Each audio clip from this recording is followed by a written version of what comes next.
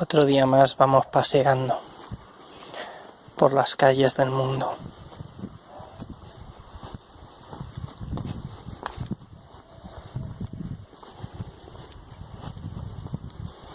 Intentando hablar sobre la vida,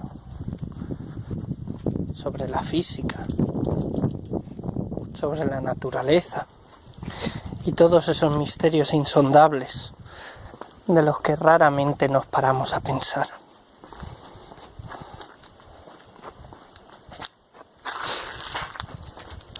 Es extraño pensar ¿qué es la realidad?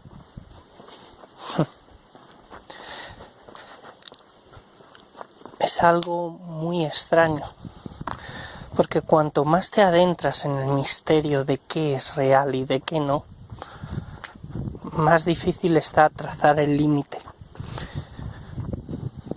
Algunos diréis, ¿pero qué dice este? Pues eso, ¿qué es la realidad? Todo lo que sentimos es justamente porque pertenecemos al reino animal, somos seres pluricelulares con células eucariotas del reino animal, somos vertebrados y tenemos una gran sensibilidad con nuestro entorno dada por nuestros sentidos. No todos los animales tienen los mismos sentidos que nosotros. Miremos, por ejemplo, el murciélago con su sentido de radar. Pero, por ejemplo, no sé si eran las ballenas, los delfines o algún tipo de animal marino, tenían un tipo de... ¿cómo se llamaba? No recuerdo ahora. Era una especie de sentido, se llamaba línea recta o recta dorsal o algo así, por el cual pues eran capaces de distinguir o de sentir las vibraciones del agua, que es algo así como un sentido del oído nuestro. Lo que pasa es que mucho más desarrollado, porque podían ver de qué dirección venía, con qué intensidad, etcétera, etcétera. E imagino que podrán guiarse a través de eso.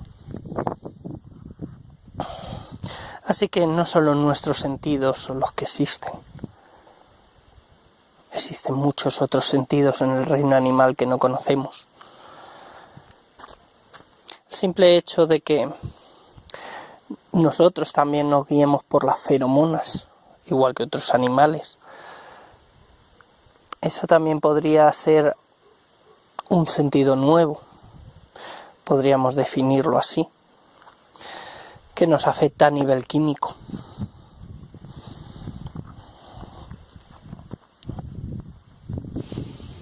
Pero estábamos con ¿qué es la realidad? El sentido del oído lo único que hace es aprovecharse de las vibraciones, pero en vez del agua, de las vibraciones del aire. El aire está compuesto por átomos y esos átomos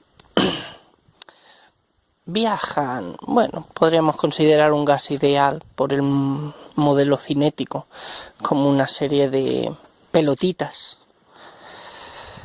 que están flotando y que viajan en línea recta, chocando unas contra otras.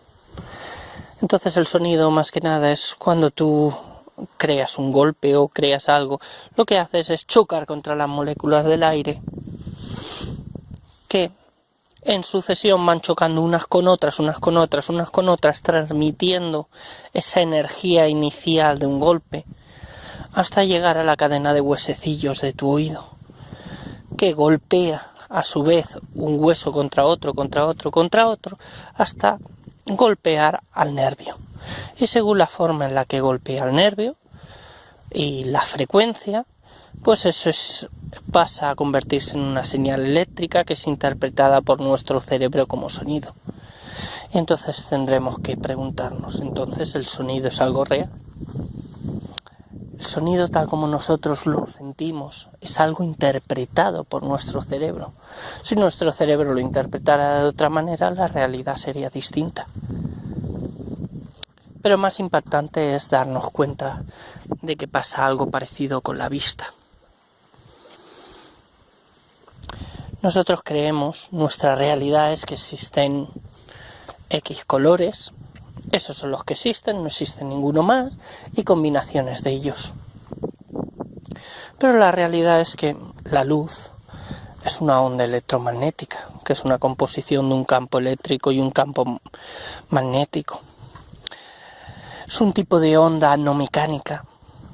Eso quiere decir que no se transmite a través de la vibración de las partículas de un medio, como pueda ser el sonido en el aire o en el agua, o las ondas en el agua. Cuando tú tiras una piedra se crean como ondas alrededor. Bueno, pues la luz no es nada de eso. Antiguamente se creía que la luz era una onda mecánica que vibraba a través de un medio que era imposible de oler, imposible de ver, imposible de medir. Claro, los científicos pues decían, toda onda tiene que ser mecánica, por narices, así que nos inventamos un medio que jamás podremos detectar. Pero bueno, aún así experimentos como el de Michelson y Morley intentaron detectar ese éter y fracasaron. Luego más adelante he oído que hay científicos que han propuesto esa existencia o experimentos que han dicho que a lo mejor sí que existía ese éter, pero bueno, nada concluyente ni nada que haya tenido un trasfondo científico. Ahí ha quedado. Entonces, bueno, en principio para todos nosotros el éter no existe, al menos tal y como se concibe como el medio para que se transmitan la luz. La luz simplemente es una transmisión de un campo eléctrico variable que genera un campo magnético variable, que a su vez genera un campo eléctrico variable y así sucesivamente, generando una sucesión en la cual viaja en línea recta y se genera luz. Y esa luz, según con la frecuencia con la que se va propagando la onda luminosa, pues genera unos colores. Podremos pensar que en vez de la frecuencia es la longitud de onda. Bueno, da igual, hay una relación entre frecuencia y longitud de onda, relacionada con la velocidad de la luz, que es constante en cualquier sistema de referencia. Pero bueno, eso ya es otro tema. La cuestión es que la luz tiene una cualidad que se llama longitud de onda o frecuencia, y es la que da la que hace que existan los colores. Y nuestros ojos solo ven una franja muy pequeña de todo lo que llamamos el espectro electromagnético. Entonces nuestra realidad es muy pobre, porque existen millones de colores que no podemos ver y no podemos interpretar.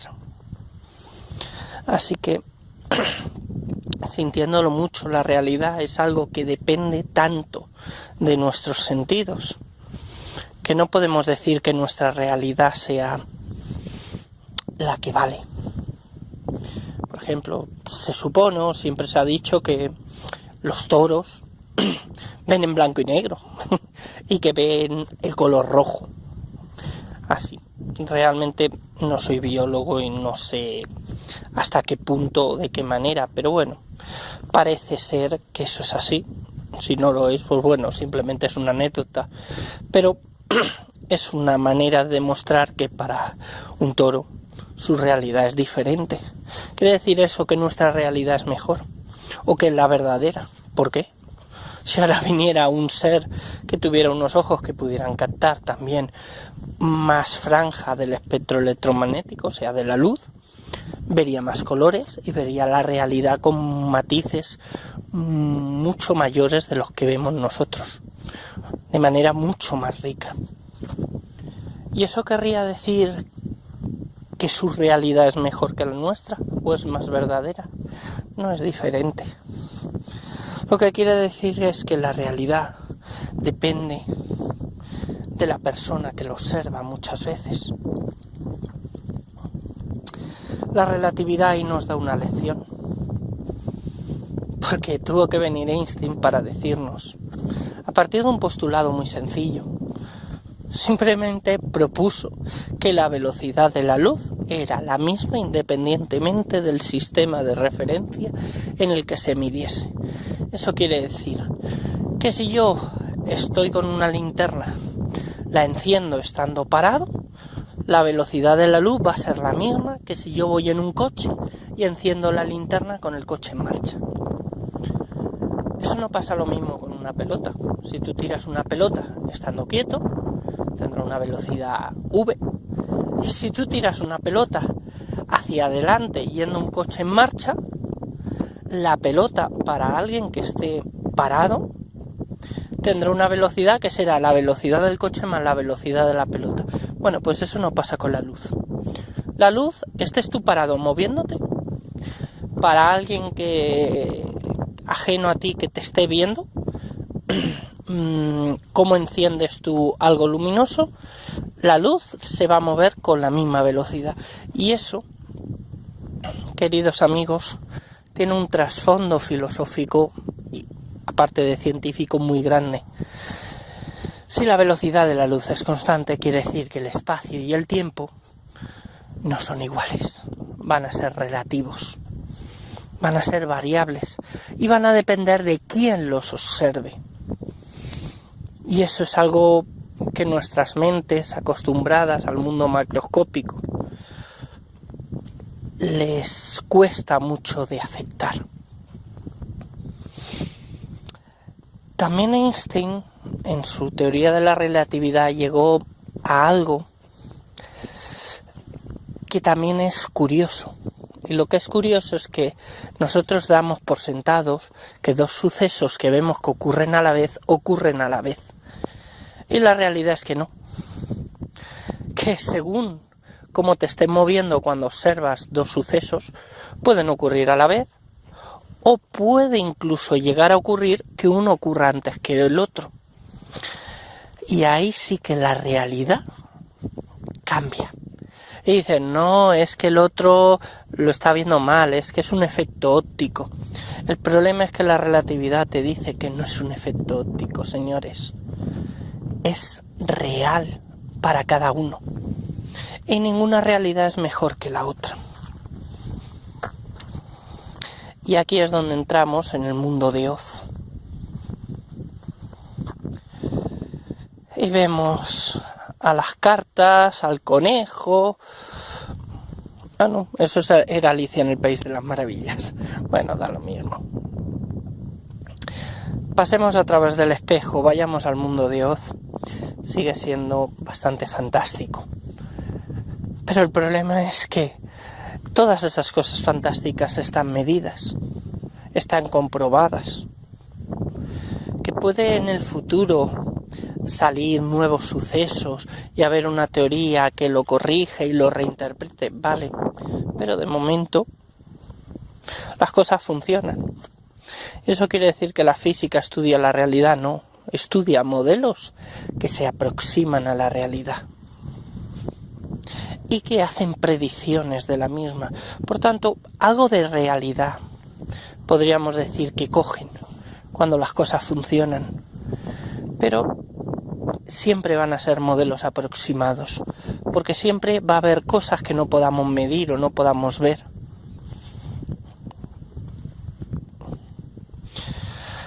En el mundo de lo muy pequeño, nos hemos ido al mundo de las cosas muy veloces, que es la relatividad. En el mundo de lo muy pequeño, el mundo de Dorothy aún sorprende mucho más.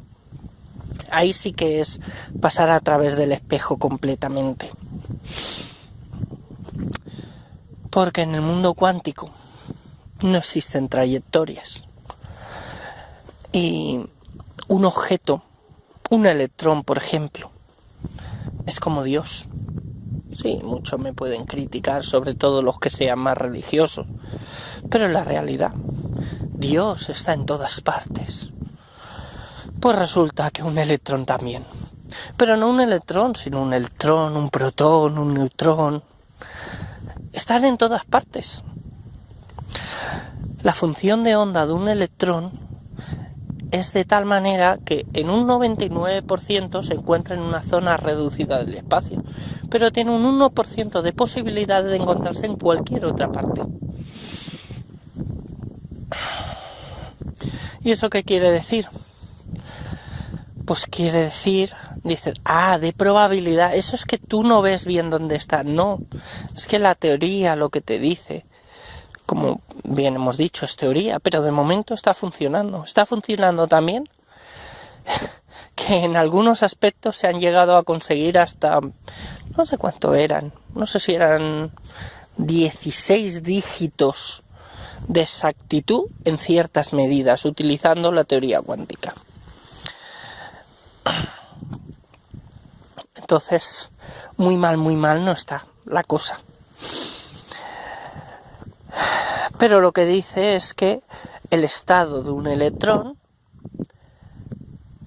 es la suma de todas las posibilidades, de todas las posiciones posibles donde se puede hallar ese electrón según en dónde está.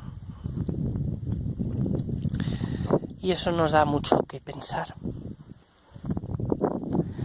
Porque dices, bueno, entonces, ¿por qué cuando medimos está en un determinado sitio? Bueno, porque el electrón, igual que la luz, igual que los átomos y muchas otras cosas, son tímidos. Y en el momento que tú mides, perturbas el sistema, igual que cuando tiras una piedra a un estanque en el que el agua está tranquila, la perturbas. Y cuando la perturbas, su estado se dice que colapsa en una de todas las posibilidades que hay. Pero lo hace de manera al azar. Lo único es que hay más probabilidades de que lo haga en una posición que en otra. Pero este vídeo se ha acabado y espero que os haya gustado. Hasta el próximo vídeo. Y ya sabéis, preguntadme, darle a like, compartir o hacer lo que os dé la gana. No lo tendré en cuenta. Un saludo y nos vemos.